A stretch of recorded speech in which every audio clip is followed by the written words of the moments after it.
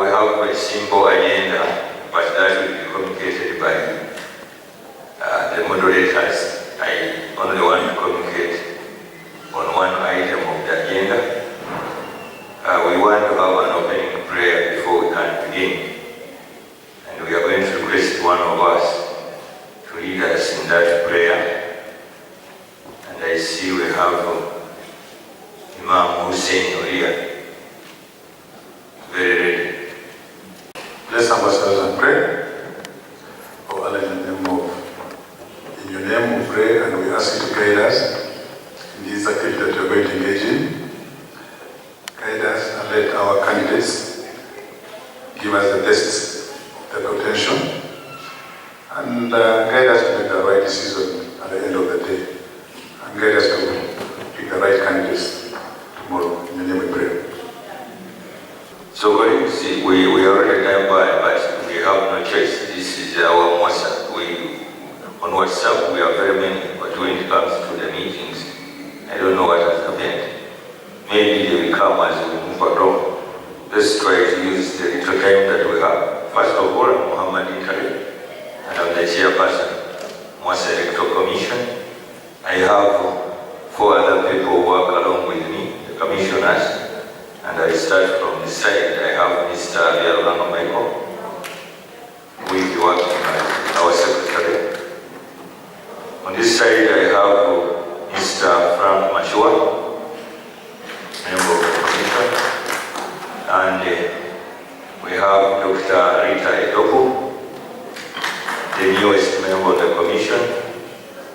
And Professor Gini Valia, who is not present here, but is also a member of the commission. I must say we are running this program in a very critical time when we have exams, and very many people have used this as an excuse not to be present. But I believe all the members who are here are members of staff and they have similar programs. I personally am Dean, and Dean is supposed to be more in the exams than the other members who are claiming to be absent because of that reason. But we are going to try and do our best. We have agreed as a commission that we should have this debate, and we have tried our best to make it happen, and we think members will join us as we move along. This debate, we have believed that it should be a live debate, and people should tell us before we decide. What you are going to tell us, of course, you will know as we move along, but we are very sure you have to tell us something today. Plus those people who are coming, so that we make the best choice. We are having several candidates running for 2 positions, because we need 1 female candidate and we need 1 male candidate. And as per my communication, we have had 2 female candidates who have been nominated, and it's unfortunate one of them, for those of you who have been following, Mrs. Janet Kasuri Navarika, who is one of the female contestants, lost a sister in the morning. And she may not be here. And we have Dr. Reni Nambaliwa Kavara, who is around, and you will see them as they come. Then we have, on the male side, we have 6 people aspiring for this 1 position. And I am using the names as you were nominated to avoid so many queries like we have been having, because everything that is done is questioned. So this time we decided, I put the names, even the ballot boxes will appear in that order. The one to be nominated first will be number 1. That is the decision we have made on. So we have Dr. Ronald Kapungurumayambara,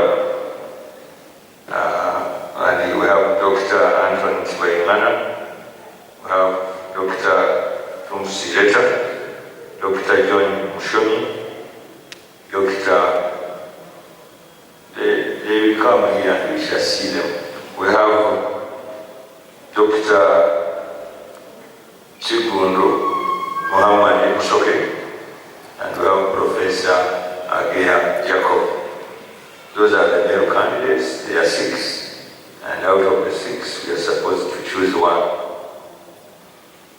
We are happy to introduce our moderators. We have got 2 moderators for this program, and we have Professor Jessica Buti, who is here with us, and we have Dr.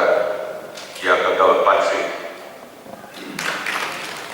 The 2 have accepted to moderate the debate, and we think and we still believe they are going to do a very good job.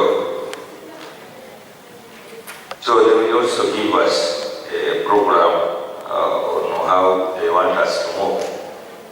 And we think that we should not take a lot of time, because the issues can be discussed here. We had proposed or planned to have this activity between 2 and 5, and hopefully we shall still be within. But before I call the debate to order, I just want to inform members. I am very sure most of you who are standing are interested in what's going on. Proxy voting started yesterday, and we are getting the votes, and it has to move on up to today at 5. So if that's 5, we are supposed to close.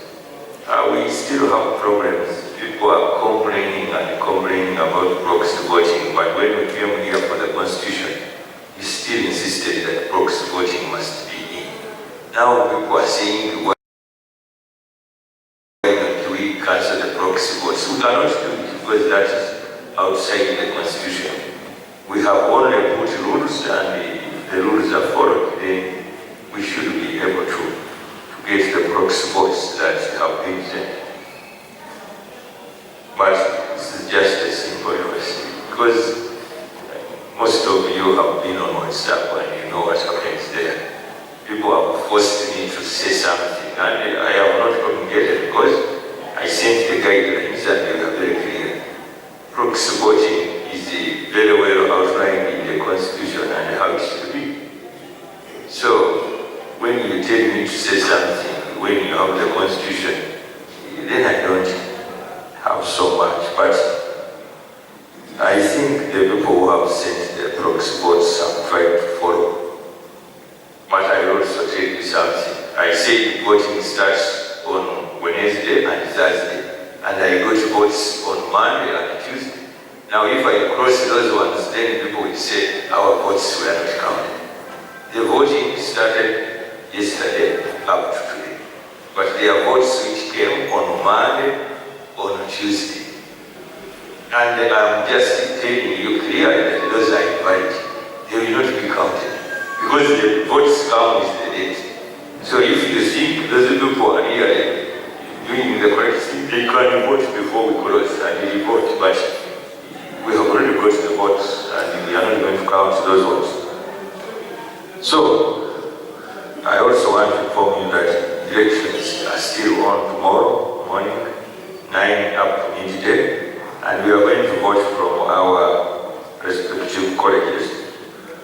I don't see very many of the college representatives, but you can help and inform the other members, because we have not put the polling centers away from the main offices. So we try as much as possible to put at the entrance or near somewhere close to the principal's office. And it is very close. So just guide your voters to move to the correct areas. And without taking a lot of time, maybe at the end we shall get a word from some other colleagues. But for now, I want to invite our moderators to give us a program on how we are going to proceed. Thank you very much. Thank you very much, Chair of the Electoral Commission, and good afternoon, ladies and gentlemen. Patrick and I have a very simple job, and our business is moderate discussion, and we are very honored that we have been asked to do this. We're going to have 3 phases. The first phase is we'll ask each candidate a question. We have a question that each candidate will respond to, and then after that we will ask individual candidates specific questions in most specialized order, and then we will give the audience opportunity to ask questions. We would like you, the candidates, to bear with us. If we say you have 3 minutes, you have 3 minutes. If the timekeeper says it's time up, we can allow you to complete that sentence. Not the idea, but the sentence. So if you're beginning to build an idea, just complete the sentence and stop there. And we would want us to get to that moment where we have to say, please stop. We can respect that, I do hope. Patrick, I guess that's it. Thank you very much, Professor, and thank you very much, Electoral Commission, for trusting us to steer this process. Like Professor said, our job is very simple, just to make sure that the candidates are able to express themselves, to ease the decision-making process for those who will be involved in voting. That's our task. And without wasting much of your time, I would encourage the candidates to take their official seats. There's no any arrangement. Feel free either to take the middle seat or the most extreme, but we'd like you to take your official seats as candidates. I'm going to ask you to answer this very simple question, and this question goes to every single one of you. Each of you will have 4 minutes within which to answer this question. I hope you do have a piece of paper and a pen so you can write it down, but if you have a photographic memory, no problem. Mine is not as photographic as that. I oftentimes have to write. So, the first question is, we'd like you to briefly tell us, who are you? And why should MUASA send you to council? Who are you and why should MUASA send you to council? And the second part to the question is, what do you see as your role in the council? You have 4 minutes to respond to that. So, can we have a microphone? We will start from the far right. There right, and our left. So you have 4 minutes within which to respond to that. Who are you? And why should MUASA send you to council? And the second part of it is, what do you see as your role while you're there? Thank you very much. You permit me to stand. John Mushon is my name. I teach in the Department of Population Studies, the School of Statistics and Planning, College of Business and Management Sciences. Good afternoon, ladies and gentlemen. That is my name, and why should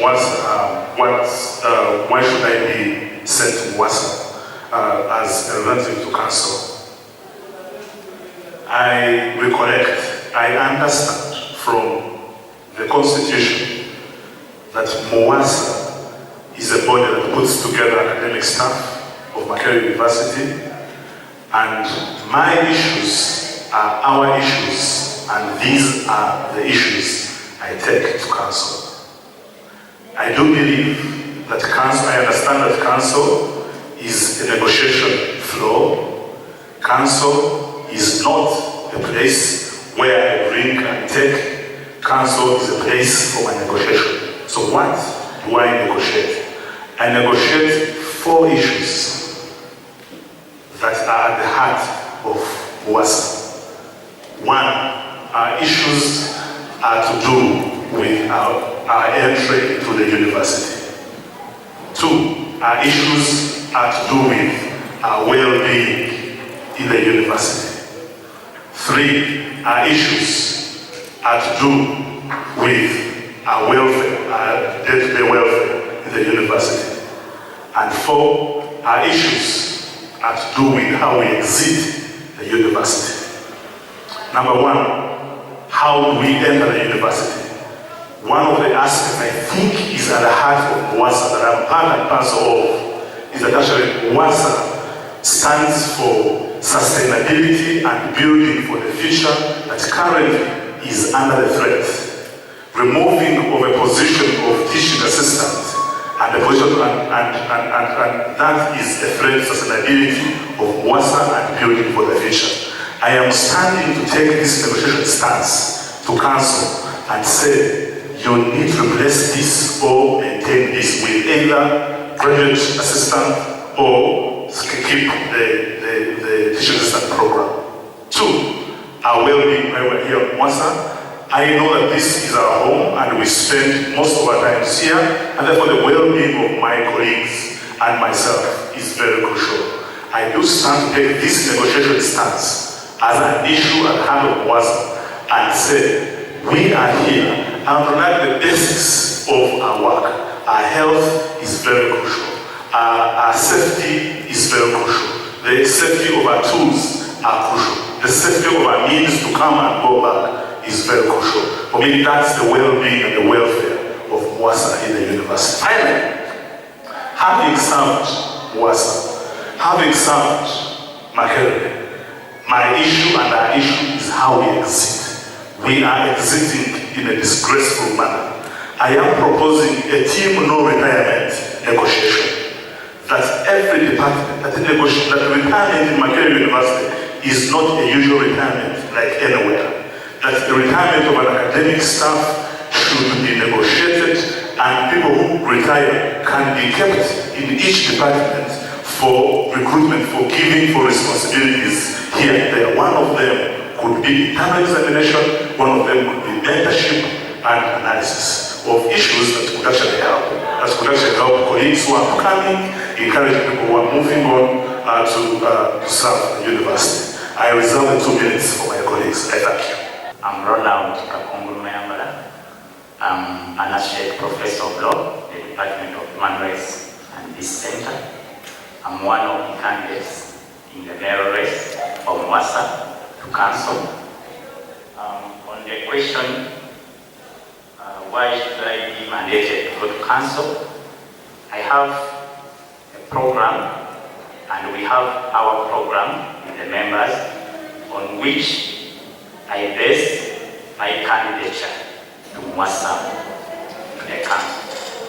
The first issue is that the role of the Makerere University Council must be understood in its context.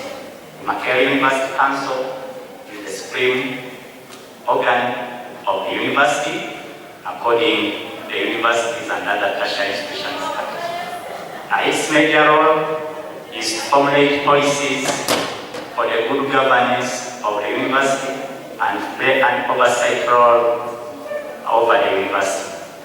For that matter, therefore, I wish to go to council. First and foremost, I will be able to scrutinize those policies which are there right now, which do not favor us as academics. I will scrutinize those policies and offer alternatives with your support. On the other issue is our staff well-being and welfare. I have articulated the issue of the common good allowance. I think that even if there is no incentive coming, right now it's still possible for the university to pay us some allowance which is agreeable to both the university and us as members at an agreeable rate. And I will lobby for that. This is mainly based on two things. One, some universities which are small in both population and standing, such as Chambogo, have this kind of allowance. There is no way I can be convinced, and there is no way we can be convinced that Makerere University cannot afford something small for us. I think they can. The other issue which is there and which is key for me as a professional lawyer is the issue of governance and structures within the university. As you may be aware, some rules are not followed depending on who is being handled and at what time. I would like to give you reassurance that when I join council, I will never and I will not be part of a system or a group of people who are misusing power or people whose aim is to frustrate others. I will make sure that the rules are applied equitably and fairly, and each of you is treated as a dignified lady or gentleman serving MUASA and serving the university. Therefore, issues of appointments and promotions are core to me, and they are going to be addressed. And the challenges there are well known to us. I'm also going to lobby on the issue of staff development scheme. We have a staff development scheme right now, and this scheme, right now, the way it's operating, the criteria which are being used are not fair. So I want it to be streamlined. Of course, there is some funds which are there, but the ideas on which they are advanced is not clear. The funds are small, but even the issue of transparency is not clear. I also advocate for graduate training and research to make sure that this issue is addressed for both staff and for the other students who are there.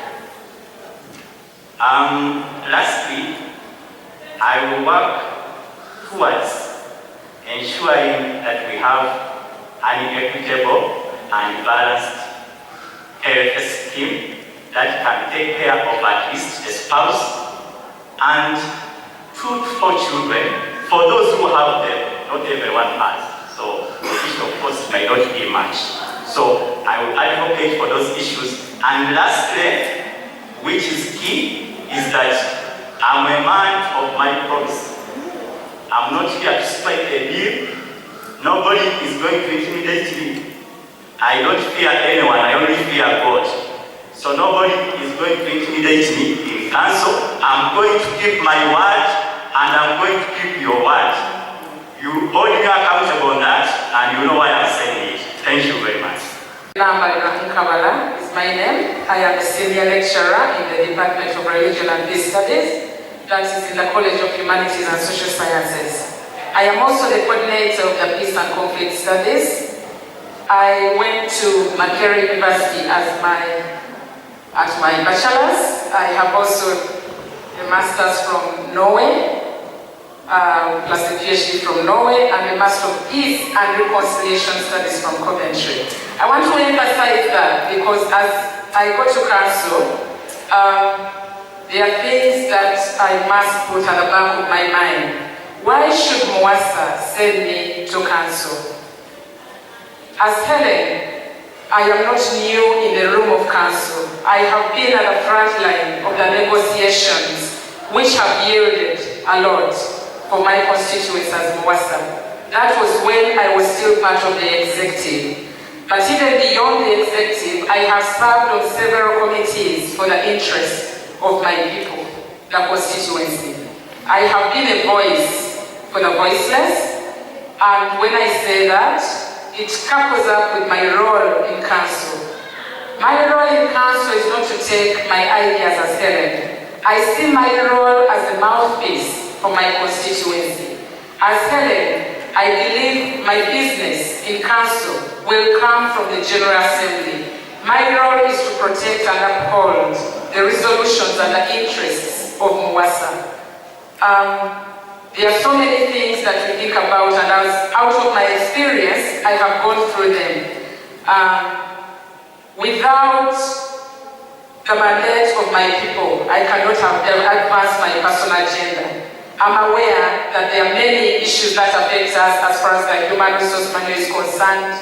There are so many issues. So, Council being a policy-making body, I am a voice of my constituents to show and to also emphasize the fact that the policies that are going on, the policies that are being made are MUASA friendly. We don't want policies that are coming to kill us as MUASA. So my role is to emphasize and to advocate that in whichever way and whatever is going on in council, the best interests of MUASA are protected.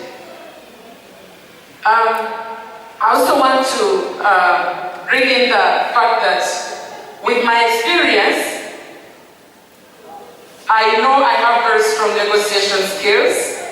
Council has 25 members, and for a fact, I cannot promise that Helen is going to fight. However, I have the experience in negotiating until we meet a partner. That's the best alternative to an agri position. So I will tap into my skills of negotiation to actually emphasize the needs of my people in whichever way. That is both within the university and out of the university. So Helen is going as an ambassador, I'm going as your voice, and my business comes from you, my constituents and my voters. Thank you very much. Good afternoon, everyone. My name is Jacob Godfrey. I'm a professor of Extension and Innovation Studies. I've been in this university for a while, since 2002, when I started active teaching, included. I've grown through, I've been the head of department the last 4 years, which I've not renewed, because in our department, there's a policy that you stand on for one term. I've been representing my school in Senate, School of Agricultural Sciences. It's going to expire on 15 December. Which again I'm not renewing, because when I stood, I told people I'm standing only for one term, and that's why among the 7 people who stood there, one of them had been in the Senate for 24 years, Professor Sabiti, and I told them I'm going to stop that forthwith. I set a record, I'm not going back to Senate. Most of you have been in Senate knows that I'm very skillful in debates. Lobbying, even where things get tough. In MUASA, I've served MUASA in 3 regimes. Dr. Kanadoi regimes, I was a faculty then, a faculty representative in MUASA, mobilizing all the faculty staff of MUASA assemblies like this. I was in charge of academic and research in Mohammed team for 2 years. And then I was in charge of academic welfare for 3 years, which I handed over to my brother Hassan. Colleagues with all that kind of mentorship from both MUASA, from leadership. I forget to tell you, I was also 3 years in Kabali, a center with called Kayak. I directed it. I think I am the best candidate among all these to send to council.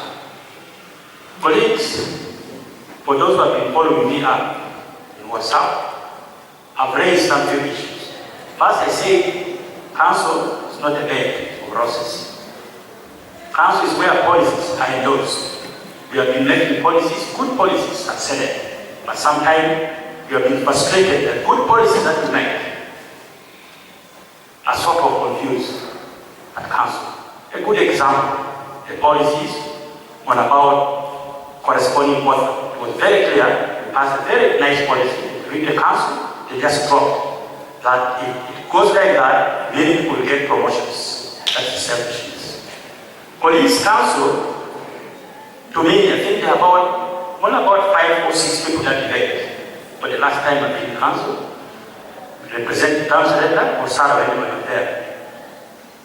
The 2 representatives of academic, they're very key in debates in the floor of the council. the two representatives from the Senate, the council chair, and the deputy chair.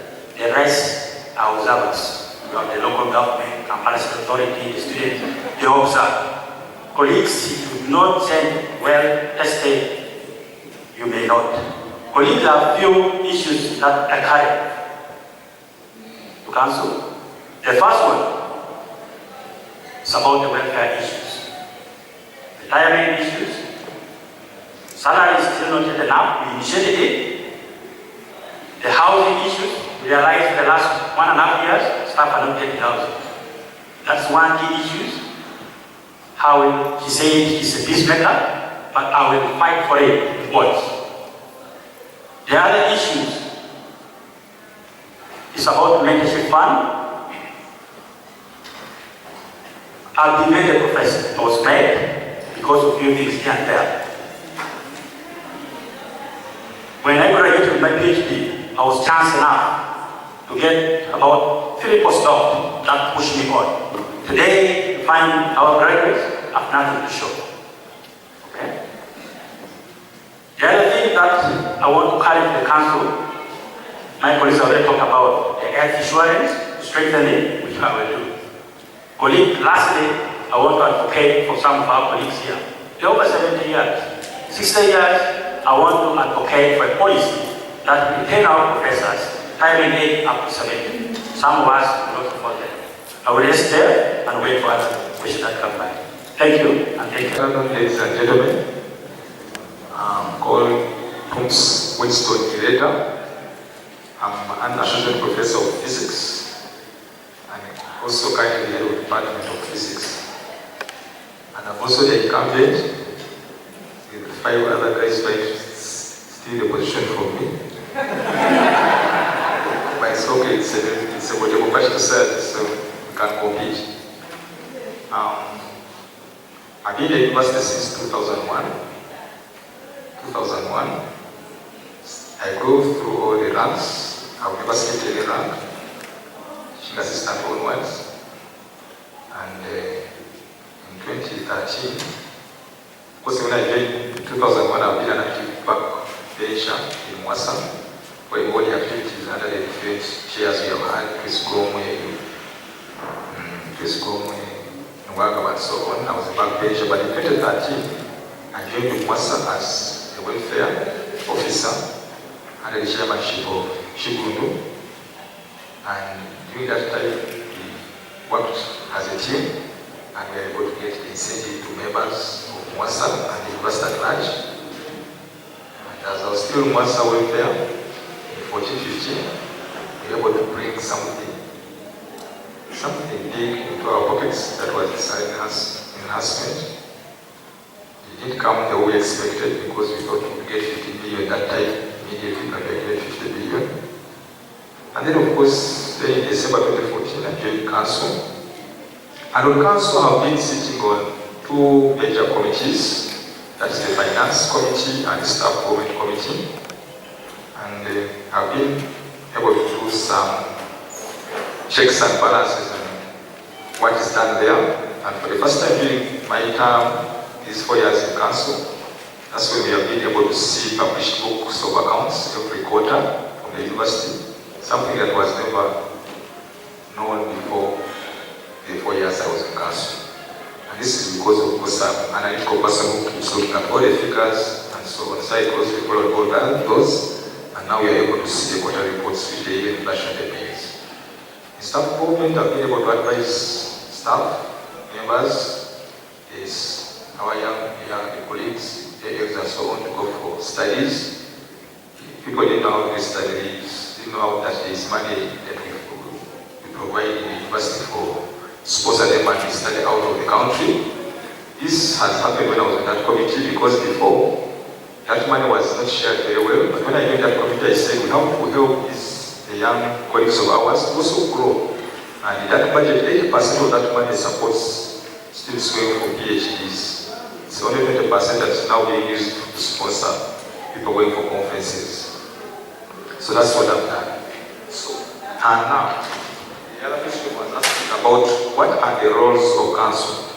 And some colleagues of mine have been able to have told us how council is big. Yeah, council is quite an interesting body. It has different interests and different stakeholders on it. Probably the government has its interests, the Ministry of Finance has its interests, the education has its interests, but also MUASA has their interests. And these interests are presented by two members. I've been working with my colleague Sarah. And so, the roles, of course, it's a policy-making organ of the university, the top organ, the committee of the university, that of course, supervises the day-to-day running of the university, but with policies. So what do I have to do in the next term? Since I've served on two of these committees and somehow streamline the activities that are done there, I hope, if given the mandate, to also streamline the other businesses, the other committees. Because this council is a big committee, it just sits about 4 times a year. If there are emergencies and so and other things, then it can be 8 times a year, which is not the daily businesses of the university. So most of the work is done at committee level. So depending on which committee you sit on, that's when you can influence policies at that level. So I hope to go and sit on some other committees and try to iron out and clean up what has gone wrong, because human is error, and we have erred. Some things could have gone wrong to members, but things can change if I'm sitting there, because I know what exactly the problems are and I know whom to talk to or what to do to correct that. I also look at health insurance. Hoping that the health insurance came through our committee of self-government, retirement benefits and welfare, because we have to approve it. They wanted to throw it out because the university was going to have money. But somehow we said, okay, since we don't have money, start with one employee, and they accepted. But now at least we have a platform on which now to ask for additions of the spouse and maybe some children. And yes, this afternoon to be part of this very important discussion and debate which is taking place right now. I should like to congratulate the Electoral Commission for having been able to set such a stature, which was at a level that actually can let people know that this is an institution of people who are above the standards of the rest of the people. My name is Muhammad Chukwu Osoke, and I'm a senior lecturer in the Department of Humanities and Language Education, School of Education, Bakari University. I thank my colleagues for joining the race, because so many questions there have been, why are you so many coming out of the race? But you said this is democracy. And you know, in terms of mentorship, these are things that are supposed to be done. I've been in MUASA for quite a while. I grew up in different ranks. I started as a PR. And at every stage of work, there are deliverables that I've done. I joined these struggles with the reason that we have to better our lives in this institution. Because in academia, sometimes we have a way of gluing ourselves to the books and finally forget that it's something that is going to come our way to make our lives better. So I started as a PR under Dr. Nwakama. And that was the very first time we got what we call the small enhancement. Professor Ray is right there. You can bear witness. I was a young man. We negotiated it. There was a fight in the government. Then we had Premier Misivan. Dr. Chris was right there. We played a big deal. He agreed that money go through council and it came our way, because we used to earn only 400. Guys, we came back here. I was elected the General Secretary. As a GS, the delivery was at that level. I signed on the letter that stopped management to deliver money to Nick, because we had set some loopholes and our money was going to be taken away. And that money, we finally, when I left to complete my PhD, as I came back, you elected me to be the vice chair. And when I came back, because of my history of having signed the Nick money not to go to Nick and wanted to steal the money, it was in this house that we had to reinstate the strike, my face. When my boss had gotten a little bit exhausted, I had to help him reinstate the strike, negotiated in government, Nick money came in. And I'm happy to note that one of our chair of the debate Professor Jessica is one of the beneficiaries of that. On that, you're elected to become your chair. On that, becoming the chair, I became an initiator, a mover, implementer, and a negotiator. And I stood here and I presented 4 items on my agenda that I'll bring the salary enhancement. Because when you form MUASA, the problem you have is that every one of the members are going to fix themselves into the chairman's manifesto. So 4 items, I'll bring the salary enhancement. I was here. And then I say, I'll bring the health insurance. I say we shall have the publishing house. And 4, that we want to have better working environment. This we want. Deliverable number 1, we deliver. We paid the price. I was on the face. Negotiation day and night, I had a strong team. Sorry, 1 minute. 2. Thank you. We paid the price, but we brought the money here. Health insurance, we had to hit the tables in council where we had Professor Reta who was there because we were taking away the incentive. We said no way. Health insurance is going to come. And then we also insisted along the way as we were fighting for 100% pay rise, we brought in the incentive, which died when we left. But no, our colleagues are working it out done.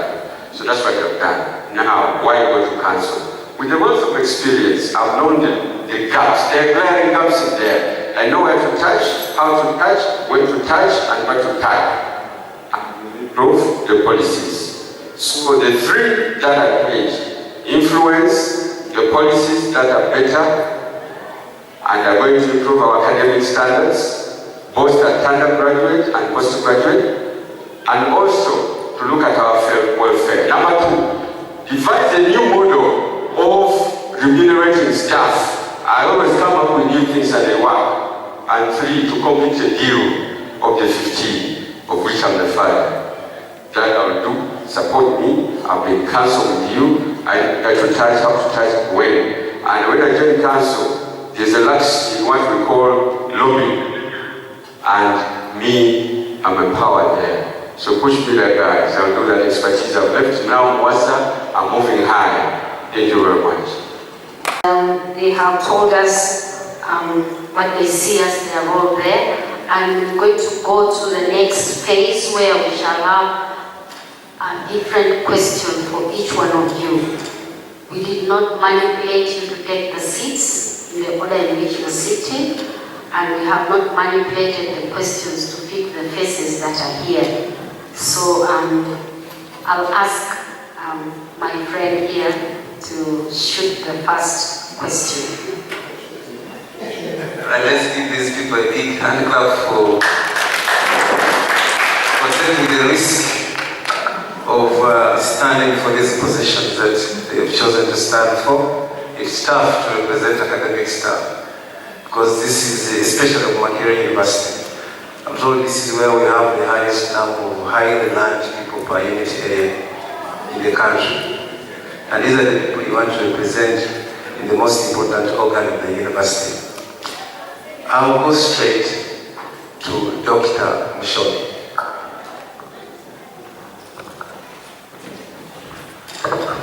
You don't have a notebook, so I'll try to be slow. My question is fairly or relatively long, so I will request you to be quite attentive.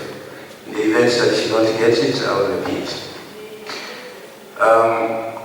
Some pundits, or people who like to debate, have argued that the law that we have, the University and Other Tertiary Institutions Act 2001 as amended, which provides for the council that you want to get into, has a couple of defects, call them weaknesses, in regard to the way the council is constituted and even the function of council. In the event that the men and women who are here give you the mandate to represent them, and by good luck, government of Uganda chooses to amend that law within your tenure, within your time, are there specific areas you as an individual would wish to be addressed within this law in order to address the issues of MUASA?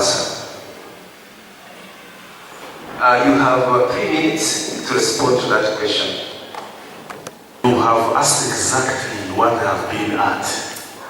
I have taken time to spend time with my brother Tooms, my sister Sarah Saleh, and I've learned the difficulties and the situations that are there in council. What are those aspects I would have changed? One, as an assistant lecturer, I have taken time to learn, to understand where my seniors have reached, and on their shoulders I stand to take what the struggles have been. One of the struggles which they could have been part and parcel of is that council is a policy-making body. You may wish to know, ladies and gentlemen, that today our council has become part and parcel of the day-to-day running activities of our departments. I would not appreciate to see a member of appointments board, for example, putting down the names of people who are going to be interviewed. I expect them to actually interview, not to actually put down those who are going to be interviewed. I hope that the council can remain at the level of policy, not meddling into the day-to-day activities. Number two, I have learned that council, when I read the report, I also learned that others, our council has become people who form hegemonies. And within Makerere University, Accredited Staff Association that I do represent, others have taken it as a promotion. That I begin with MUASA, then I go to another level, and then I go to council. There is a fierce voice that can actually come out with no experience and able to take the needs and aspirations of the council. I do think I would uphold the recommendations, many of the recommendations of the 20-year report, and one of them I would be interested in particularly was where people, individuals, form hegemonies, they build rights, responsibilities, and I do not think that would be appreciated within the revised document.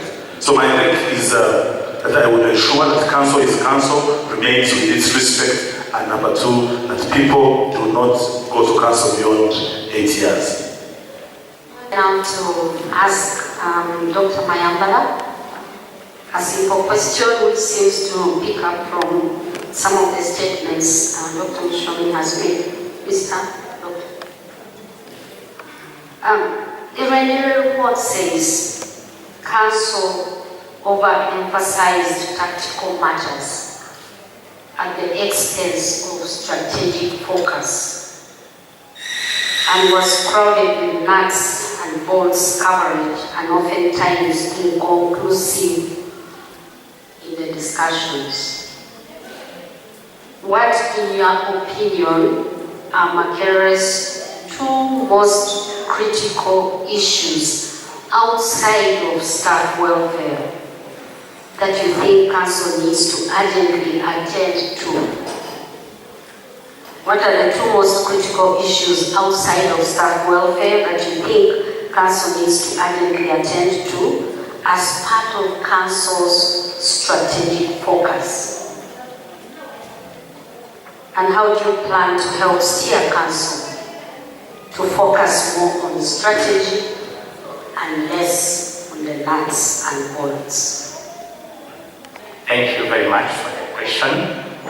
I would also like to inform the members that the Renewal report, which you are talking about, I represented MUASA on the review of the Renewal report, and I read this report from cover to cover more than 5 times. What was said about our council, I'm aware of it. Much of the report was also about the issue of governance. But to come back to the question, I would answer it in two dimensions. One, why was council acting like that? Two, what are the most strategic issues too, which I will offer to get out of this quagmire? One, the council was acting in terms of what they were doing, taking on the university almost day-to-day management because of its composition, because of the people who were in the council and their mindset at council. So those were the key factors, and they are all identified in the report. The two most strategic areas of focus which council should be looking at. One is the question of governance of the university. I think the governance of the university needs to be streamlined.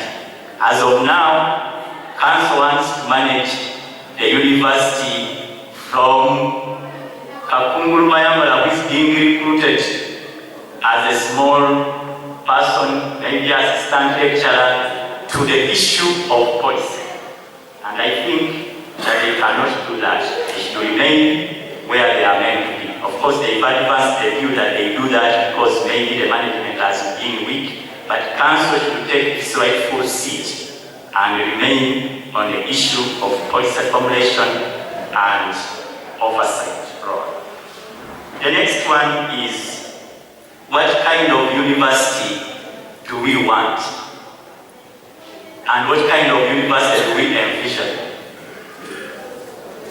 We should envisage a university which is in the true name of the university, a research-led university.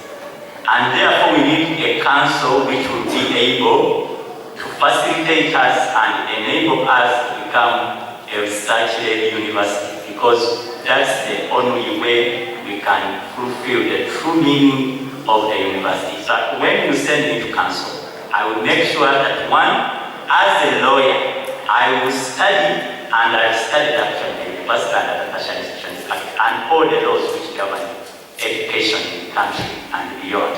I will make sure that council is within its mandate, is not acting like vampire. Secondly, I will make sure that the vision of the council remains that vision, and council does not go on other issues where it should not be playing a role. Thank you very much.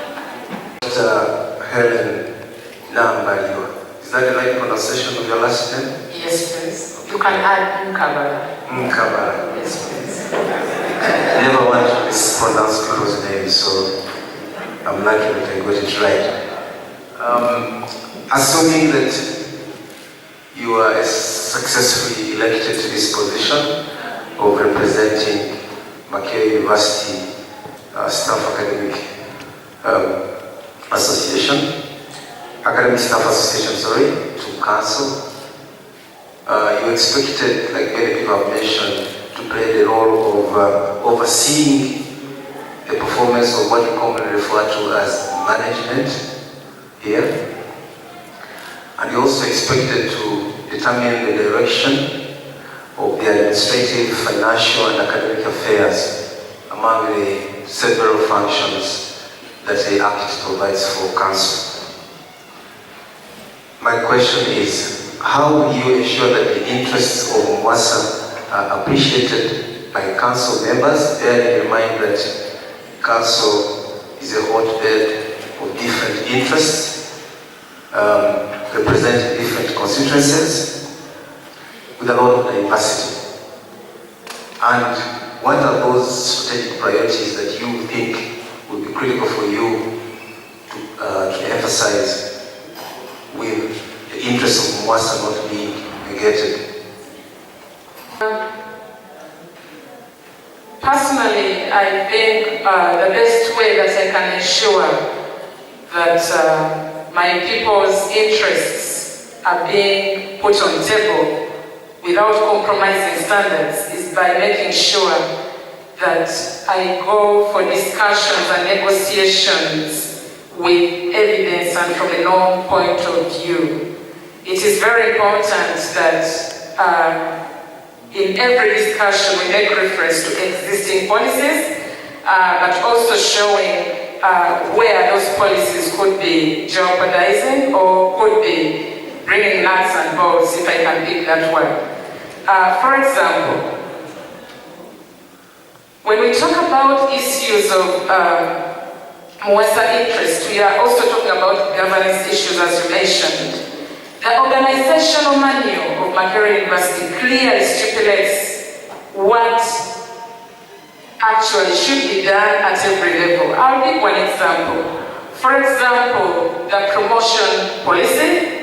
According to the organizational manual, it clearly says that someone's paper should stay at a stage for 2 weeks. So if you really follow the organizational manual, it means within 6 weeks, business should be done. However, that is not the issue in reality.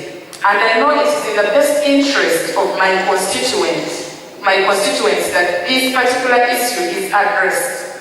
So personally, in my negotiation, number one, I'll make sure that I make reference to that organizational manual, and then we together try to find ways. And when I say we, I'm talking about MUASA. Because when I go to council, I go with one voice.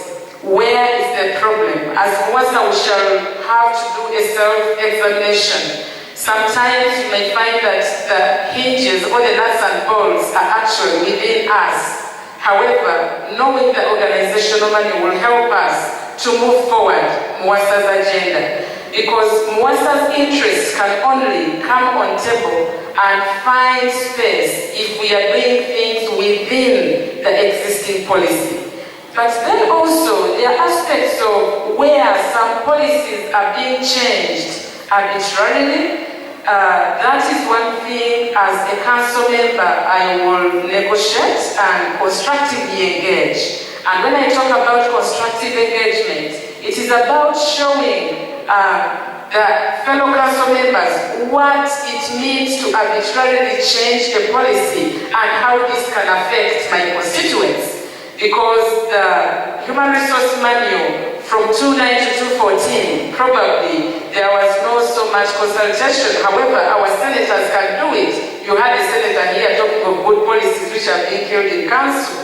Our role is to work as a team. As Helen, I can't do it alone, but we have to engage all other stakeholders, senators, all others, to know how actually we are to go about this. Thank you. I have a simple question here for you. In the recent past, MUASA seems to have been on a collision course with the University Council, because MUASA has viewed some of Council's decisions as contradictory to the MUASA aspirations. How do you think MUASA and Council can synergize, can work together to ensure MUASA aspirations are met without Council losing its power as the governing body? And what will be your role in all that? Simple question, but tricky to answer. Yes, like I said before, I've been in Senate, I've been in Council, negotiating. In Council, Senate still I do negotiate sometimes, because been jokingly that you see to be a Senate representative, being MUASA representative in Senate. In Council, I've been in a hot seat, especially when it came to negotiating incentives and salary. We had what we call the Kabasa Committee. I remember at one point in time, the negotiation became tough, and the chair, that was Kabasa, Bruce, banged the table, and that was the end of the discussion. But 3 or 4 hours later, we resumed after we made caucuses. Now, when you sent me to the council, of course, I agree. Of late and past, MUASA has always been in collusion with the council and partly management. MUASA, of course, all of us know, is opposition. It takes the role of opposition associations. They are supposed to provide check and balances. And so if you are the representative, you must present the interests of these oppositions, I would call it, in council. And therefore, if you do not have good analytical and negotiation skills, you may actually pour more salt in fresh waters. I'm a good negotiator. In council, what I get to know is a lot of purposes. I remember a point when we had the minister, when he came and they wanted to abolish. They were trying to twist the law to abolish MUASA. He wanted us to join the union, that we should not be an association. I consulted back my politics, and that's what I will do, shared by Chigudu, and told me, never ever make a mistake to agree with them, because there was a bribe to allow MUASA to be sent to the union. Because then, when we are pressuring them to the wall on things that we fail to agree, we shall never lay down our tools. Because as union, you need about 90 days. Now, if you warn your enemy in 90 days that you are going to lay down the tools, they will be well prepared for you, you will never succeed. So I went back, I convinced few of my colleagues, Dr. Tamadaway, Bruce was sitting next to me, I took him one-to-one. We say it's not the best interest for us to abolish the associations and for us to join the union. They understood the point. I think in that way, I can remain. But the minister was in for it, and they actively brought him. But like I said, I'm a good negotiator. Where things get bad, I always first consult to take positions. And the colleagues I work with, they know that. Colleagues in my school, they know that every time I come back from Senate, I always report. And every time I'm going to the Senate, I first circulate the minutes, and they give me guidance. And therefore, if we were to, in a way or another, to avoid friction fights, it's more about consultation, what is MUASA's interest. And for me, like I say, I carry, apparently, if you look at what is going on, there are about 2 or 3 things that are key. The issue of incentive, all of us, that is all well laid. The key things that I know, if I go back to council, very controversial. Like you said, I will stop here because I don't need to construct another statement. Let me ask the question of your own. Sorry, thank you.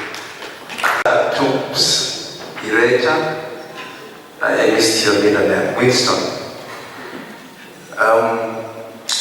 This question goes to you, and you're very lucky that you've been in council, so most likely it will be easy. It is increasingly becoming common to disregard the idea of having a dichotomy between council and management. It's many scholars in the management of institutions are arguing that council and management should complement each other, to an extent that if you look at many of our laws in the different jurisdictions, council and management seem to be more or less independent, for lack of the right description, if you look at the current law.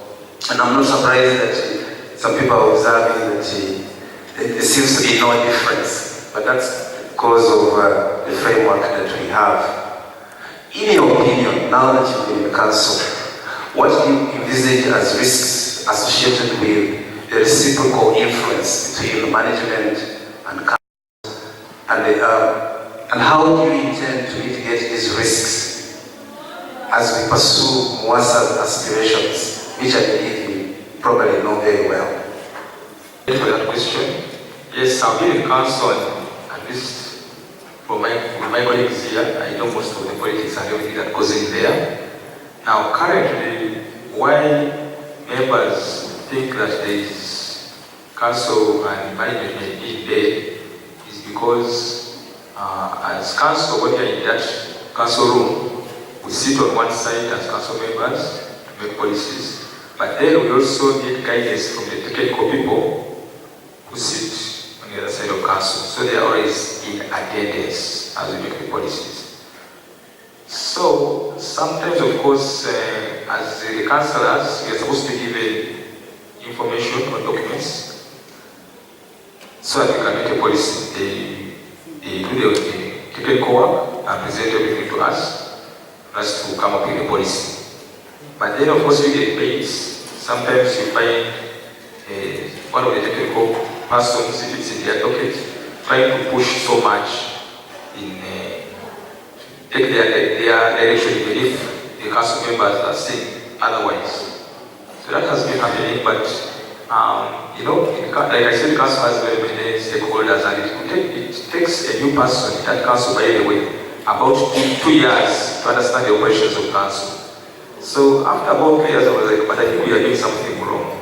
So later on, we tried to change in that when we are taking decisions, we would ask these members to go out. So at council now we base the policies independently from the information provided to us. So if I go back to council, I think that should be something that should be put as some of the house rules of the council. When we are debating the policies, let these members come and be in attendance, provide us with documentations, then we can debate as council members only independently. So that whatever comes out is a policy of council without any information. Any information can come in documentation, but not interrupting our discussions and the policy making. So I can say about that. I have a question here for you. A university council should really ensure that governance structures and the processes are fit for purpose, and they reflect best practices in higher education. Now, MUASA has some of the best brains in the country and should really, ideally, be providing great insight, great counsel to the university council. So, how then do you think council can much more fully exploit this MUASA strength to address some of Makere's weaknesses in governance and processes? Do you think MUASA representation in council is enough? What else should be happening so that council can take full advantage of the best brains in MUASA? This is a direct question, because for quite a while we've been struggling with management and council, and the reason has always been that there is a disconnect in terms of working together.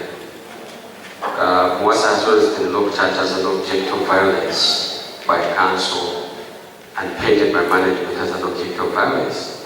But the truth is that there's a lot, and there's so many ideas that we've been placing at the table which we shall still do, which can help council in terms of investment, in terms of funding the institution, in terms of welfare of staff, in terms of progressive development of the institution. So what has council got to do? The agenda for council always goes through management, because talks here is much more where sometimes we've been advocating for our issues from MUASA to be addressed, and whether it's in a lie or otherwise, sometimes we would say yes. The brains are suggesting that let us have this be done like this, and they will tell you we just have to get management to push it through to come to the end. So what do they have to do? We propose that the constituency of MUASA is very big. We have colleges and departments. There are several ideas and practices that are specific in improving certain researches and teachings in respective departments. So what council can do is to allow a line of ideas that are supposed to be coming from departments, schools and colleges, that they can also be tabled to council through a council representative, and two, that in the 4 councils that seat in a year, MUASA executive should be given the opportunity to interact with council and present their views and ideas that they see can help the institution. So with that, there can be the creation of a rapport between MUASA and council. Not to take MUASA as an object of violence, but because of this shoulder-to-shoulder meeting, and with the ideas, council can start to perceive these ideas as great ideas for this institution, and will do away with the dodgy style of working between MUASA and council. And lastly, money managers come from MUASA, but when they go to management, I don't know what takes them to the other side. I think we should cease hostility between management and MUASA. Thank you. Meet up with the audience. These people are here because they want to represent you. This is the time for you to ask questions. But I'd like to mention one or two things, and then I'll allow Patrick also to say something with regard to this. We do not want questions that are meant to insult or to embarrass an individual. We are above that, so we shouldn't be going in that direction. And two, we'd like to ask that you ask a specific question. Be specific, do not tell a story, do not preach, just ask a question. I'll hand over to Patrick, and he will also say one or two things, and then we'll open up the debate to you. You'll be free to ask your questions. Thank you very much, Professor. Let's give them a huge hand for it. I think it was worth our time to raise some of the questions. We did not have further probing questions because we want to give you an opportunity to ask them. But hopefully, their responses to the questions that we raised have addressed some of the questions you came with. So we shall not expect you to ask the same questions that we have asked. Like Professor here said, we are a bit chosen, we are the chosen ones to have a narrative as we ask a question. In your case, you have no opportunity to do that. You have to be specific. Okay? And this is how we are going to do it. Each of us will have a maximum of only 2 questions. If you're going to ask a question, either at the opportunity you're given or at a later opportunity. And feel free to ask any of the candidates that we have. In the event that nobody asks you a question, again, we have no control over which people ask. We shall just say pole sana, like we say this way. We are sorry nobody has asked you. Maybe you are too good that nobody is asking you. Very much. My name is Frank Muganga. I'm an associate professor from the College of Agriculture. My question goes to Professor Mayambala. I'm one person who's been so passionate about the way you serve us at MUASA as chair of academic affairs. I'm wondering why you are leaving the course midway going to council. Just that. It is good that you have a person with experience, and please listen to me because you know that is your question. Don't be nervous. Troops, you have been in council, and you have told everybody that it takes 2 years to learn the work.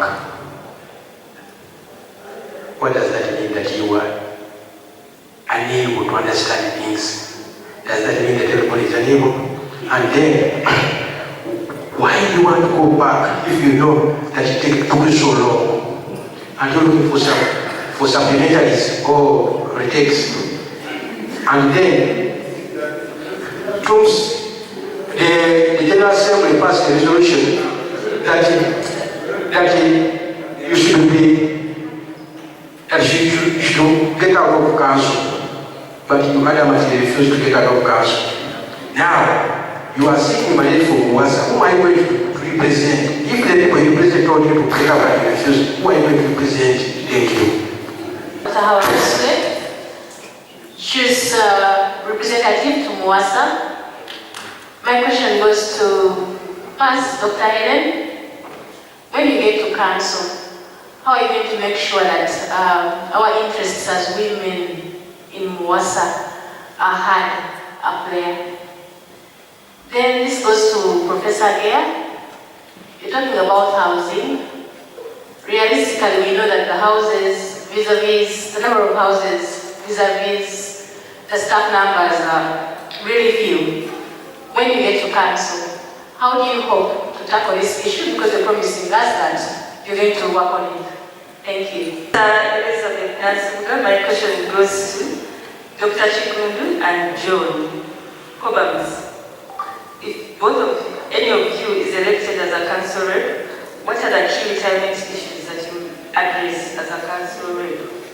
I have two simple ones. One goes to Dr. Ireta, other one will go to Dr. Mayamba. Let me begin with Dr. Ireta. The council where you have been representing us for the last term has been depicted in that light with the view that many of the weaknesses of this university actually stem from council. To the extent that if in MUASA here, I move a vote of no confidence in that very council that have been serving in. Now, my question is, what really do you think, for the years you have spent in the council, are the major weaknesses of that council? And now that you aspire to go for the second term, what do you think are you going to breathe in there? Dr. Mayambala, some time back there was a visitation committee here, which now has been popularly called the Wendell report. And you know very well that this report came up with recommendations, which the University Council seems to be implementing in piecemeal. Yet you know very well as a lawyer that once a committee of an institution like this one comes up with recommendations, there is a process through which these recommendations have to go. Through the cabinet to generate a white paper, and then the parliament to come up with policy guidelines. You know this has not been done. Yet the council has implemented some of the things, like for example, abolishing the incentive. Do you think this was right? My question goes to Dr. Helen. Now, Stella Nyanzi is a staff member. Despite everything that is going on, do you think she deserves keys to her office? Because Stella Nyanzi is not about to stop using vulgar language.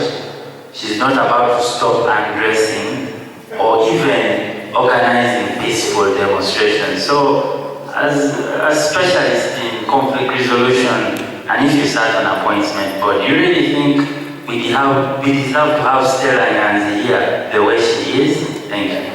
From Choose. Professor Ireta, you are privileged. This is my question, and it's to you. Before you went to council, we had one salary scale M6. You went to council, the scale was split.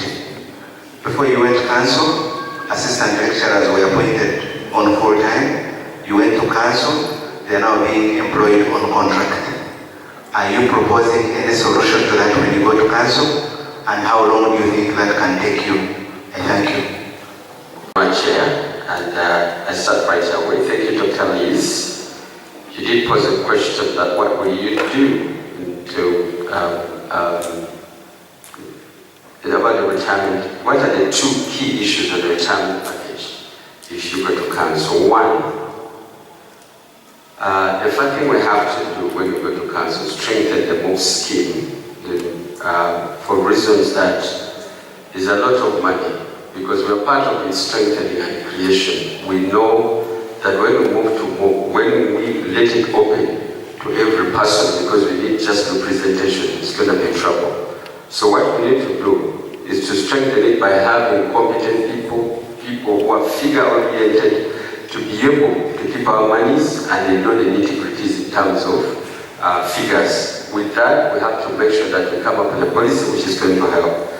And issue number two, we shall also try to make sure that we come up with a policy that can allow people, if they apply, if they get to 55, if possible, to access some of these funds at a percentage for them to be able to work for their lives when they're still strong.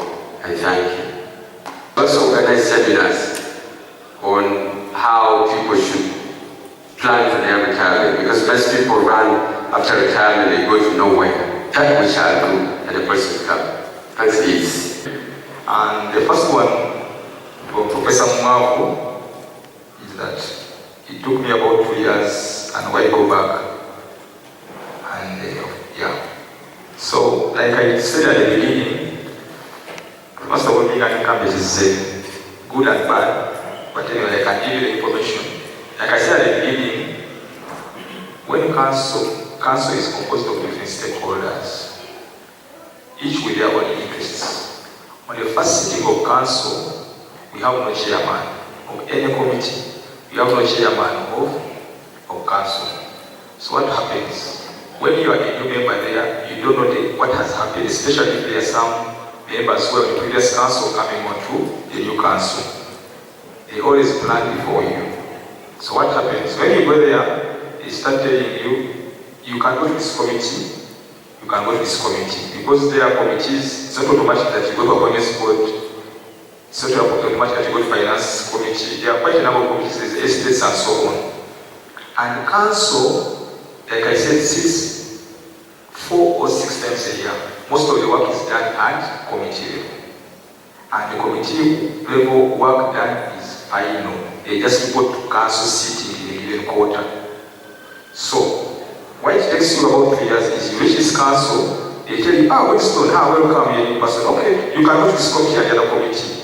Some committees don't have a lot of work to do that affects the constituency you are coming to represent, but they need membership. So by the time you realize that the committee they put you in is not helping you because business is coming from the other committee and the policies they bring on board in council approve are affecting your members, it takes you some good time. That's why I was saying that normally it's good to have continuity, and I think that has been happening in council, whereby not all the 2 MUASA reps go at once. You have one who's serving 4 years, then as he serves the second term, a new entrant comes. And the good thing right now is we have 2 new entrants on the left side, both of them are new. So maybe there, if you give me the mandate, then I will get to them so that they don't take the 3 years I took. They will take me 6 months, they will get to know what to do, and we shall move on so there's continuity in council. About the vote of no confidence and why I'm still there. Very good, Professor Mwavu, and the good thing you didn't hear me yesterday when I was soliciting for votes in your college, in school, and I tried to get an answer for that. I'm a passionate MUASA member, and I've been, before I even went to the executive, I had been a MUASA member, always attending all general assemblies for the last 11 years, active, until I went to MUASA in 2013. I mean, when you so it's pretty my head. Anyway, so what happens?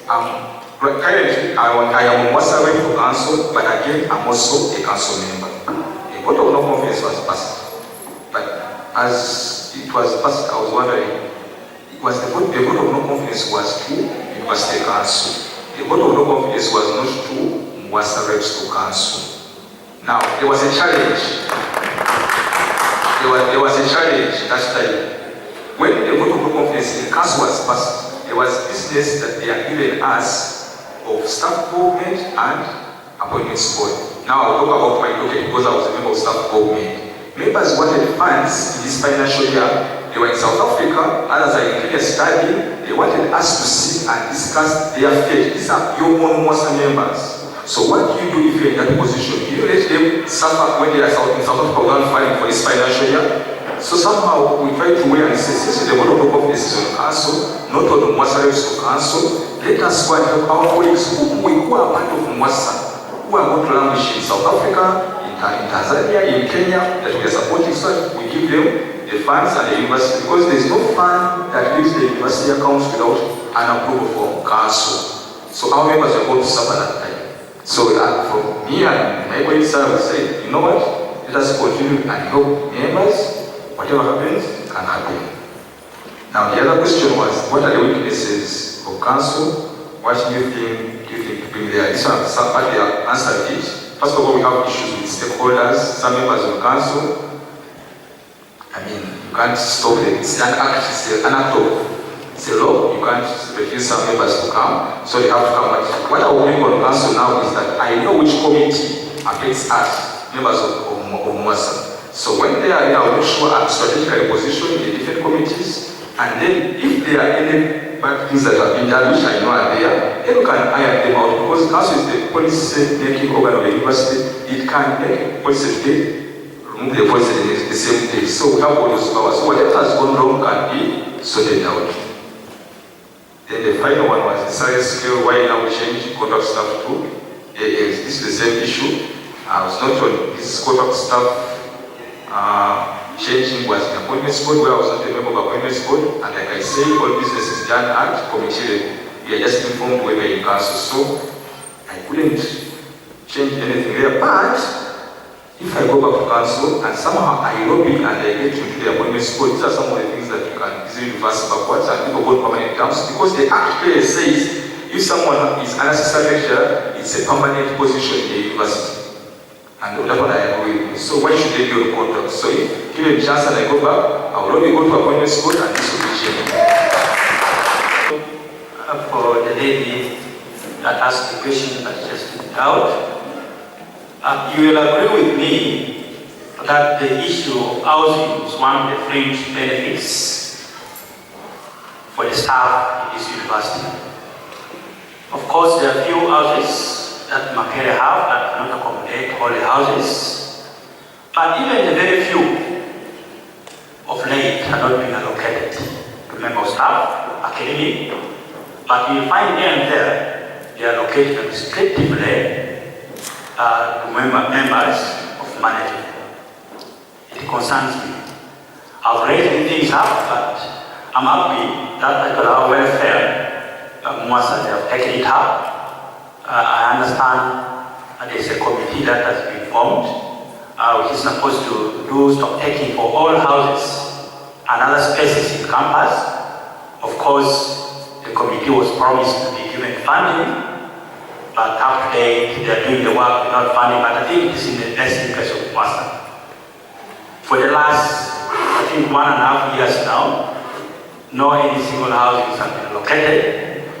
When I get to council, when I was in MUASA before, we developed housing policy, which was not completed, and I think our welfare will follow on that. When I get to council, I will still emphasize. We did compare under the leadership of Mohammed, housing allowances. I was in the committee for the universities across East Africa. We left the First African away because they know they are outclassed. In the University of Nairobi, for members of staff that are not housed, they are given about $48,000. That have been Kenyan shillings. $48,000 Kenyan shillings, which is about 1,400. I mean 1,400,000 Kenyan shillings for senior academics. For the other category of staff, the least they give is about 720 that they give to the members of academy. Now in Makere, like I said, this is fringe benefits.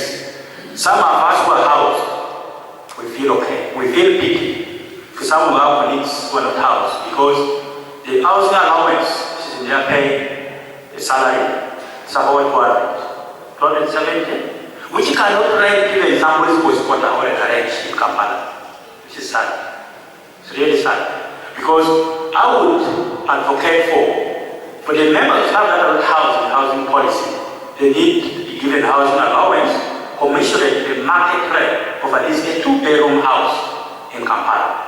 Market is in Kampala, you cannot afford to come. Most of the members of staff here, they are coming from, as far as Mukono, some from Liraro, they are coming from as far as Bongo. Late in the class, you come in the class, half an hour, you are done because you are late in the jam. If the members who are not housed, they are the majority. They need to be given, and I would advocate for that, commensurate housing allowance market rate of at least a 2-bedroom house in Kampala. We discussed this one sometime back with my welfare, and I'm very happy they are aggressively taking this up. In addition to that, which goes closely to that, which he failed to, I will lobby for tax-free, but let me reserve that. I want to thank you for the questions. There are two issues that I have to attend to.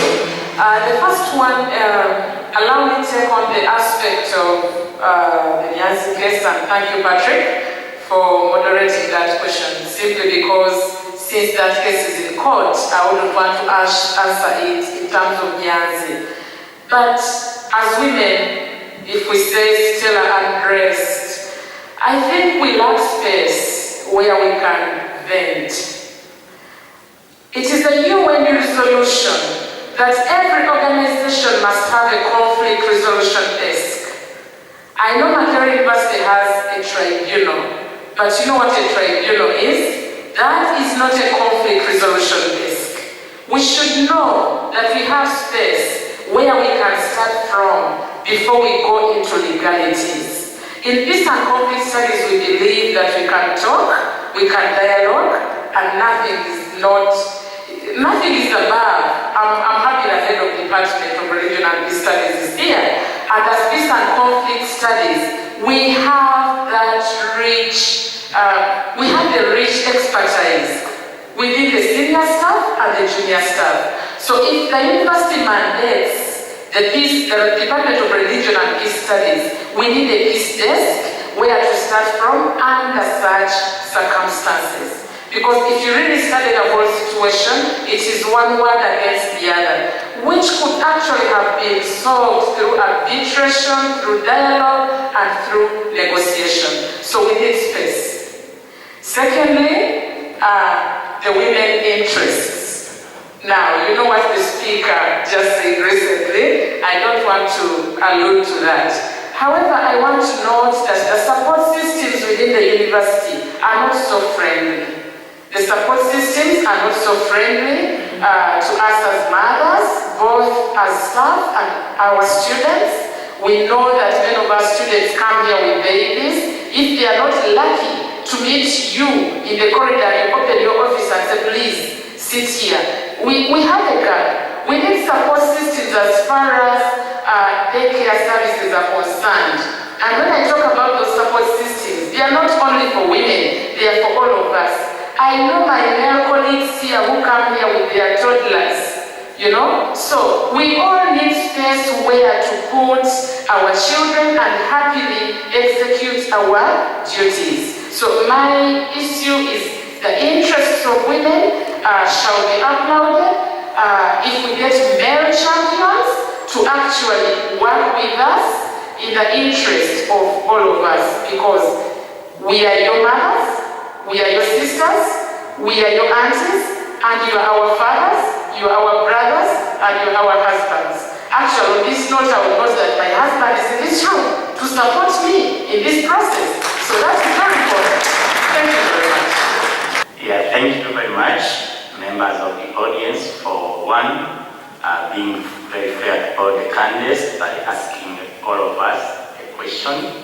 I was getting worried that some of us may not have the chance to talk to you again by not getting a question. So I thank you very much for your sense of fairness. Professor Frank Gaga, you have asked me why am I leaving Chair Academic and Research Committee to come or to go to council. First of all, if your question suggests that it seems I'm going to win tomorrow, so I will give you reasons why I want to go to council. One, as you have heard, council has many committees, it has many voices. For the last 11 months I've been in office, I have worked on members' issues, but most of the issues concerning academic and research originating from DRPT. I've worked on many committees there before and now, and also appointments board. And it is clear in black and white the problems which have been in appointments board. Some are individual weaknesses, others are structural, but mainly appointments board has become one of the avenues of the strongest committees full of illegalities affecting our members. As a senior advocate of over 13 years standing and at the same time a senior academic, when I go to appointments board, as you are going to mandate me tomorrow, I will lobby. When I go to council to sit on appointments board, it's not assured as you have heard, but I will lobby. And when I'm there, I will not allow any illegalities which affect our members, threatening letters, not based on anything. And all these illegalities have actually been confirmed by the cases which we have lost. Yes, so the cases which we have lost in court, which are many. So I will make sure that I'm a stumbling block. I cannot be a lawyer in a room and I allow illegalities. That one is one. Two, again, Chris, your question is a continuation of the illegalities I'm talking about. Some of these illegalities could be happening out of ignorance because the person you have sent there doesn't know the rules or cannot read and comprehend them. I will not blame them because this is a technical process. So like I've already told you, I'm very familiar with the law, both as a practicing advocate and as a long-time teacher of law, over 15 years of teaching lawyers. I've taught some of even the best lawyers in town. So there is no lawyer who is going to be in council saying that he's a director legal or representing Uganda Law Society and brings about any illegality, including the Rendell report, selective implementation of these reports. These were recommendations and they are not binding until we come up with a white paper. But this is part of the illegalities, and that's why I joined the race. My race is based on a stoppage of these illegalities. So colleagues, tomorrow, give me your mandate. This is going to be a total end to the illegalities. If you don't give me your vote tomorrow, be assured and rest assured of continued illegalities. I rest my case. Thank you very much. Nancy Muga asked me a question closest to my heart. The last time I checked, I was among the youngest. I'm slightly older than our youngest professors, Toops and Agera. And I was wondering why would ask me issues of old people, because they are closest to my heart, and I guess you are near close to my heart. I wanted to realize and present to you that the question that Dr. Nancy has asked me is the reason, is the sole reason that took some of us to the bush at the Department of Population Studies in the School of Statistics and Planning. I am one. Next year in June I will be celebrating my 40th birthday, and the clock is ticking regarding these issues. I followed them closely and passionately, and when I applied what my teacher, Helen Inkabala, has just mentioned about engagement and constructive engagement, I engaged my leaders at the smallest level in the department, my leaders at the smallest level as a dean, and I was honestly told, this man who is aging, who we want to chase like a chicken thief, we have orders from above that he should not be here, because sometimes we would undermine them in meetings. I do not know what above means. I want to go there and see what it means above there. What is my first aspect of action? Decisions about old people and retirees must be respected at the smallest unit where they serve, which is the department. Decisions of old people, retirement, I am proposing that they are respected at the department where they have been serving. And therefore, as a department, if we meet and say Professor so-and-so has reached retirement and he should stay here to do many other jobs, and the School of Statistics we are struggling with examiners, these retirees will do a great job to do our internal examination, to do our counseling, to do our guidance, to do our internal examination. And for me, even if they are not on leave, sorry, even if they are not on a salary scale for government, there is money among members and they will be retained. I am proposing and moving a team no retirement, that people should stay as long as they want. And I'm proposing that they should not apply to stay. University should apply to them to stay in the departments. And if they wish, they can stay. It should not be the other way around. A retired man, woman, the university should apply to them, requesting them to stay. And secondly, you asked me 2 points. I am one of those persons who has a huge issue against MUASA. We serve the constituents over 2,700 members. But colleagues, we do not have a secretariat. And why am I bringing this secretariat perspective? I don't know if any of you has met retired people walking and sitting under trees, tired, and they have no water to drink. A secretariat is put together that welcomes anyone who has ever been part of us with water, with counsel, with encouragement, with support, will do that. I would want to follow up what I promised last time when I came here, that I had one point to set up a secretariat of MUASA, which will be a home first to members of MUASA, but to former members of MUASA. These are doable, and I would want to negotiate and push them through my service of council. I thank you, Dr. Is, for knowing my heart. Ladies and gentlemen, we have a few more minutes, and I think we shall take maybe 2 or 3 questions, only really brief questions, and you can tell us whom you are addressing your question to. If you have asked a question before, we give you opportunity to rest, and we take people who haven't asked questions. Dr. Hussein Kinsamba, and known as the President of Fraternity. My question goes to Dr. Muhammad Chikun. However, I thank all of the members because they are wonderful candidates. And if I had the chance to vote all of you, I would. But my question goes to Dr. Muhammad. Dr. Muhammad, you are the chairman of MUASA, and you've been in MUASA for some time.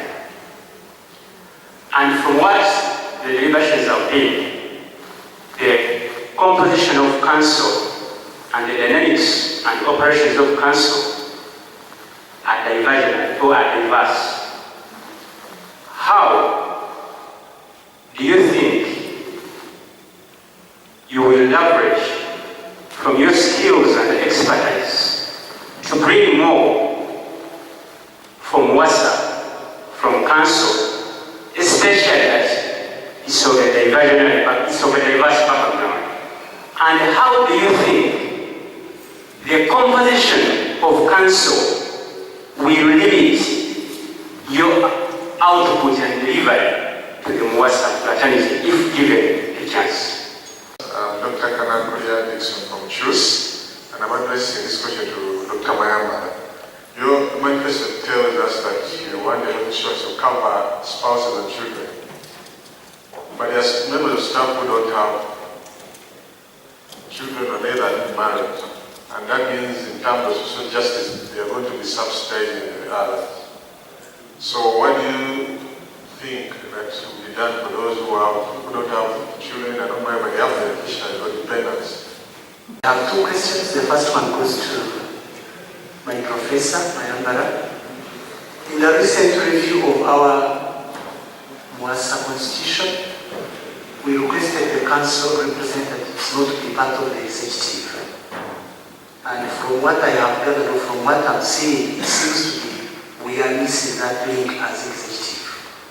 Or do you think this is something we need to think about? Because if you are in council and we are not kind of connected with you directly, there is a loss that we are meeting. Because when you are in meetings and you have issues, you revert back to your neighbors for some kind of consideration. So what do you think we need to do? This one goes to tools. You said that you were on 2 committees and your colleague was sitting on another committee, which is appointments board.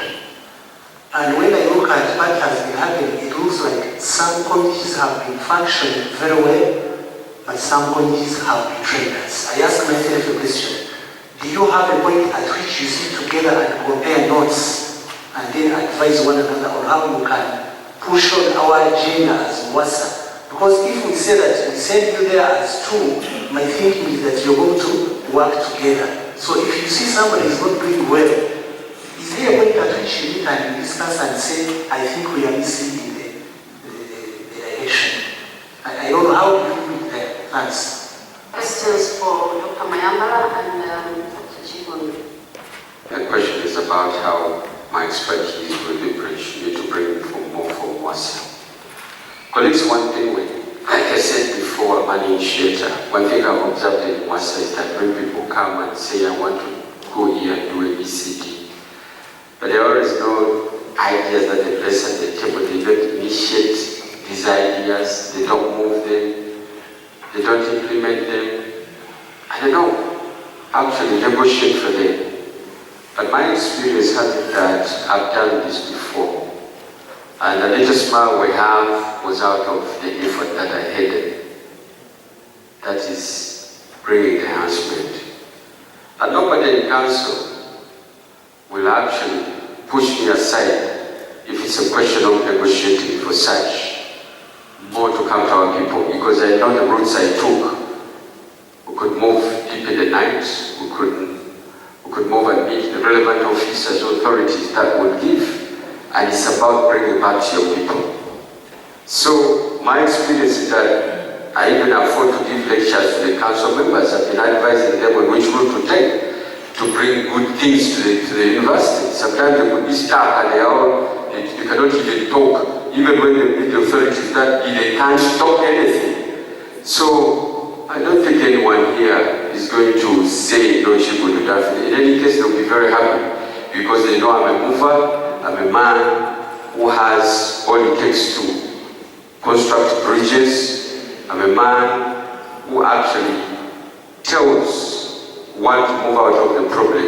In other words, if a problem is there, I am part of that. So if I know, even the 15 I know its history, when I appear and we have to go and negotiate for it, I'll always be fast.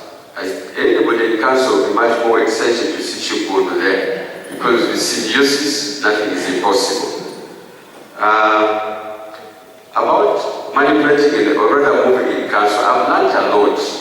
My experience in MUASA, I did not just jump to any position, but I started as a simple man from the lowest office to the highest. And the reason was to get experience, not to spend time learning in council, but I've learned it all. Because all engagements have been there. And I was able to deploy the most strong teams at my time because I knew where to touch. And all the people I worked with, they were strong and they did the job because I know what to do. Because my job finally to bring to my people. When you say Chikundu, more will come to your table. It will not be words because council is not a court of law. But it's about negotiating and to know what is good for the people. So for me, I'll bring more and my skills are respected within and beyond. So, step above the ordinary. Thank you. So, myself here for the question. It's to do with these committees. You say some committees are working, others are not working. May not be true. I was a member of Finance, Planning and Administration Investment Committee. The other one was staff government. And my colleague was on appointments board, Quality Assurance, and State Affairs. So all these committees we are working because for the first time, she's the current chair of the State Affairs Committee. So the first time we have policies that, for example, the new elections, the constitution has changed. And so they have been working and even what else, they did quite a lot of stuff for the students, welfare, the residents and so on, the disciplinary cases and the like. What assurance we have been approving, she was on that committee, but they bring the programs to us. They have been approving quite a number of programs. They have been communicating every after a council meeting that this program has been approved, this one has been reviewed, one has been approved, and so on. So they have been working. So all committees were working. Now, I think the problem right now is because the issue right now is because of our MUASA constitution. Previously, the MUASA executive included MUASA representatives on council. Now, what advantage did that one have?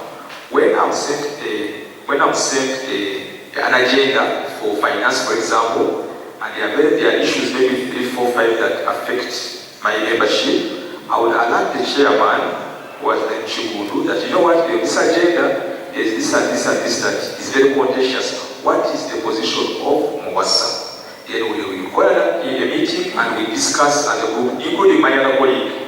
So in those meetings of MUASA executive with MUASA reps, we'll be able to discuss, harmonize our positions, get a position that now when I'm in a committee of council, that's the position I present. Currently, in the last 1 year, members, I have no platform to inform members that, you know what, the agenda is this, what can we go with? All you find now is a letter from MUASA executive to the chairman council, in the council room, even immediately for the first time. So if members can allow, I wanted to bring this one up, and maybe we cooperate. It may not be me who is the MUASA rep tomorrow, but for the good functionality of MUASA business, I think the MUASA reps should be part of MUASA executive for the smooth running of our mix of issues. But this give you a so when they go to council and there's some position that they are not agreeing with, or they find, because the trick you can do sometimes, members, if you go to council, if something is contentious and you know what goes out, you look at the technicality, so that it is thrown back maybe to Senate or to Human Resources, you say it's not there. So when it goes there, you have time to go back to your constituency and get the position for that. So when it's stable again, you have a good position. So, but then you cannot get a position unless you get a platform where to present such an issue that will be very hot. I thank you. You asked about the staff health insurance scheme. This staff health insurance scheme, I think, should be for members of staff, their spouse, and children. Right now, we have the biological children scheme, which provides for our colleagues who have children who are of university going age to benefit. The reason why it was put up, it was also thought that very few of us would also benefit, so it would be affordable. So if the scheme is there and you don't have a child or you are yet getting a spouse, if you get one, you can benefit. Otherwise, it would be very difficult to say that you have maybe a distant relative, then they are covered. So it was I think that's why it was put. But ideas are welcome, and if you have another way such members can benefit, I'm open to those ideas. But I think that's why it was like that. Now, I want to sensitize on issues which have been raised. The second question of council use, whether they should be part of the executive. I wanted to tell you one thing. I have been a backbencher. By my personality, I'm a laid back person. I've been attending MUASA activities, and I've done a lot of work for MUASA and the university. That's why between 2010, when I was appointed a lecturer here, in 2016, I qualified to be appointed associate professor because I've done a lot of work. But I don't want to talk about it here to waste your time. What has happened is that I was a member of the Constitutional Review Commission. This constitution we are talking about was not made in my office or in our offices. We debated this constitution. We even brought it here before the General Assembly.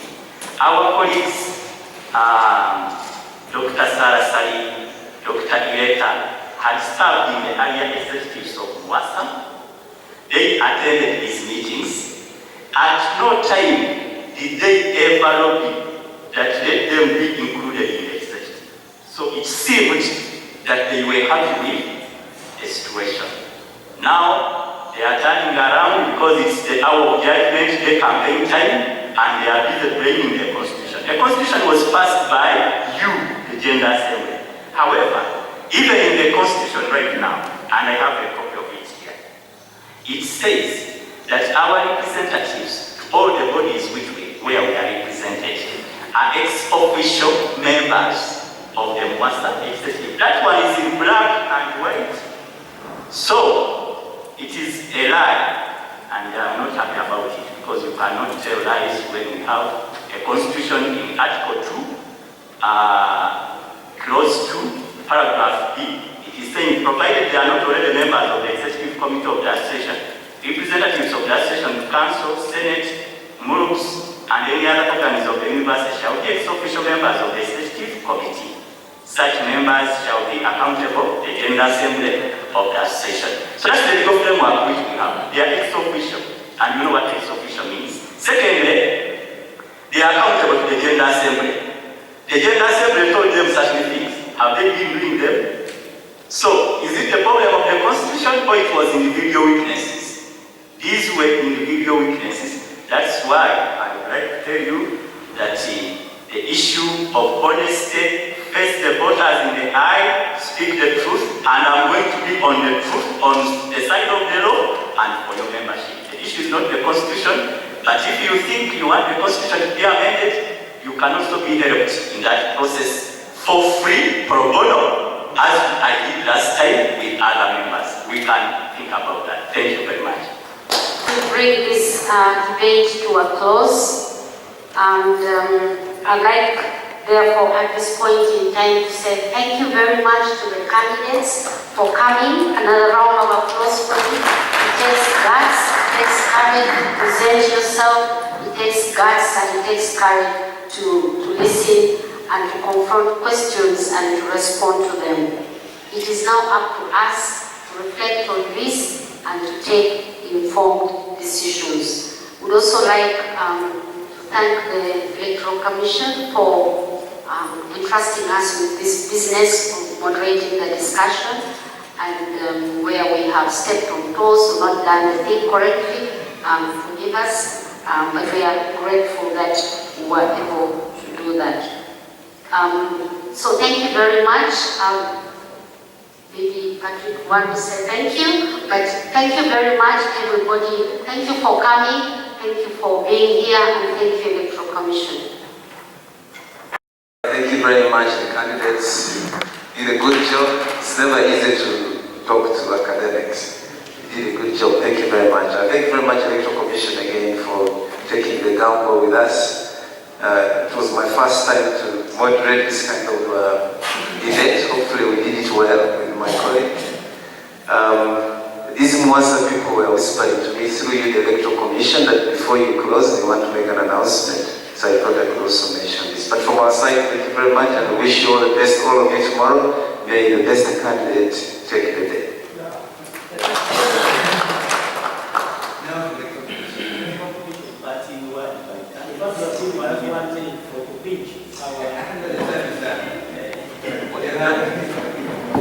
Thank you very much, moderators. Colleagues, I know this is an easy affair, but when you get a chance, you normally use it. I have been asked by MUASA bosses also that we could give them 1 or 2 minutes. They have something to communicate to the members before I just conclude and close. So let's give them just 2 minutes to tell us what they want to say before we close.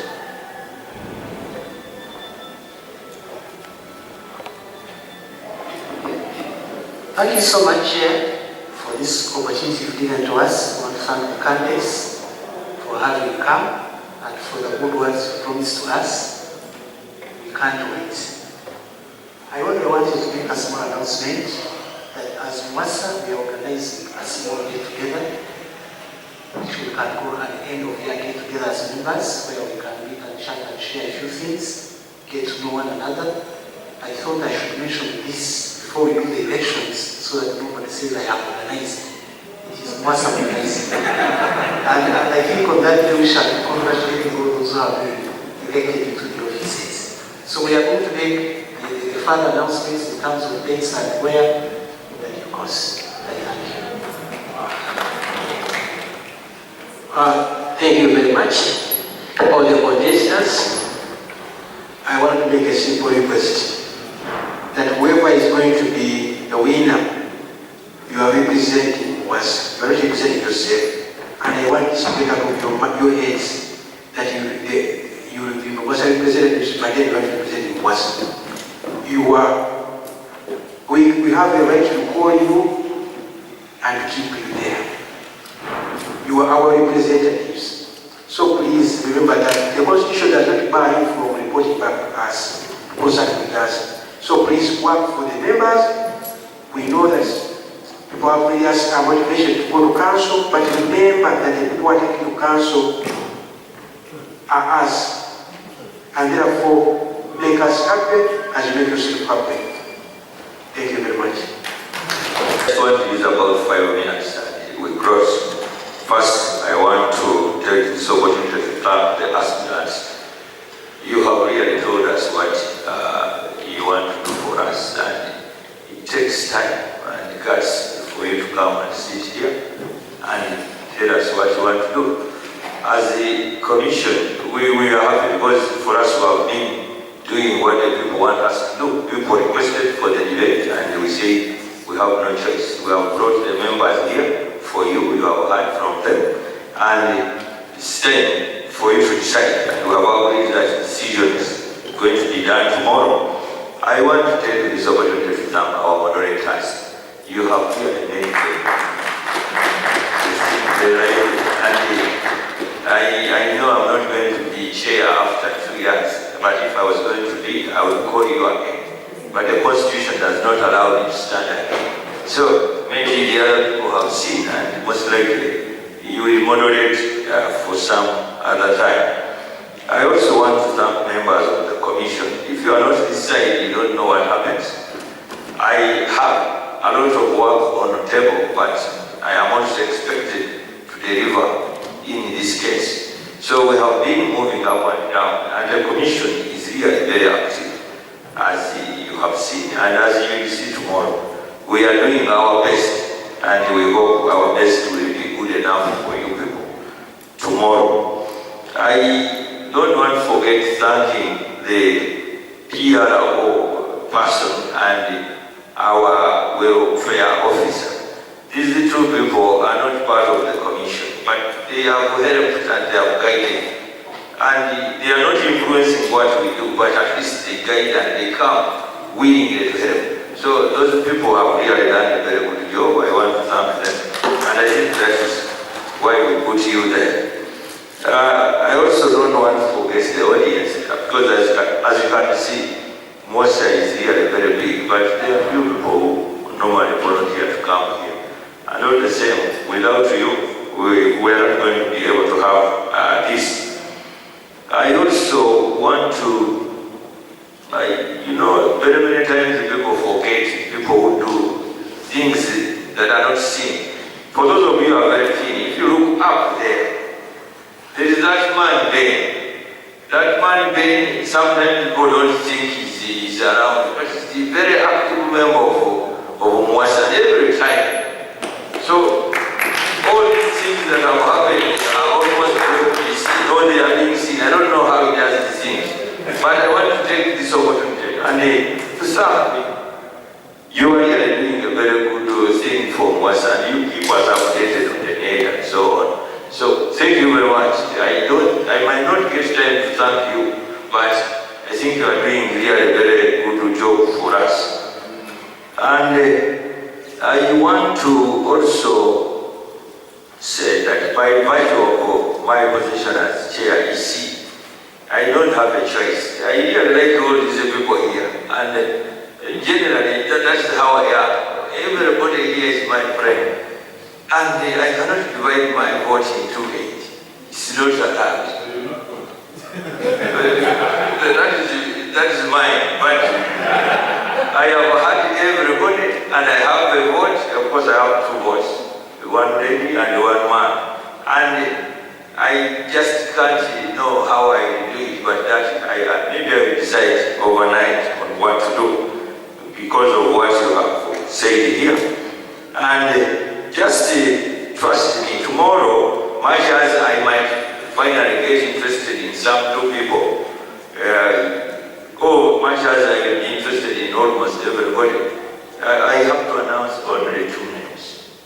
And just as the people have pointed out, let's just have it. I am only going to do one big job. I have to count all the votes clearly and correctly, as we have done before. And may the best candidate win tomorrow. So I want to thank all of you members for